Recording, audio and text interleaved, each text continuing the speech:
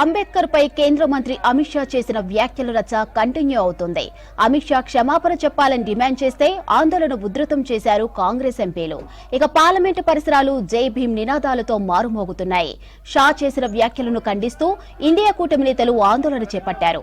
సంసద్ భవన్ పైకి ఎక్కి నిరసన తెలిపారు. సంసద్ భవన్ గోడలపైకి ఎక్కి అంబేద్కర్ చిత్రపటాన్ని ప్రదర్శించారు పెద్దపల్లి ఎంపీ వంశీకృష్ణ. అమిత్ షా వెంటనే హోంమంత్రి పదవికి రాజీనామా చేయాలని డిమాండ్ చేస్తున్నారు కాంగ్రెస్ నేతలు. I don't know. I think you can see the video on the Sanskrit television site. I think the point is that on these matters, what is happening is that Ambedkar Sahab's legacy and the constitution itself have become a battleground politically, which I think is unfortunate.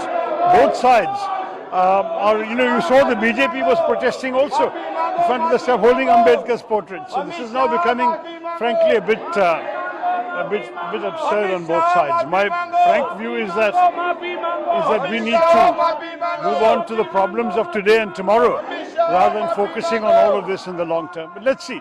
At the moment, the message is very clear. The opposition parties are all united on this.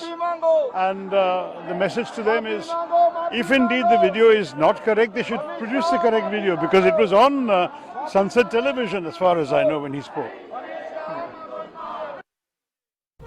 మరోవైపు అసలు అంబేద్కర్ ను Congress party అవమానిస్తుందని ఆందోళన బాట పట్టారు BJP ఎంపీలు. అంబేద్కర్ చిత్రపటాలను పట్టుకొని నిరసన తెలిపారు. ఇక అంబేద్కర్ కు భారత రత్న ఇవ్వకుండా హస్తం పార్టీ అవమానించిందని తెలిపారు. అంబేద్కర్ ఓటమికి కాంగ్రెస్ పార్టీ కుట్రలు చేసిందని ఆరోపించారు. ఇక ఓట్ల కోసమే కాంగ్రెస్ పార్టీ అంబేద్కర్ పేరును వాడుకుంటుందని మండిపడ్డారు బీజేపీ నేతలు.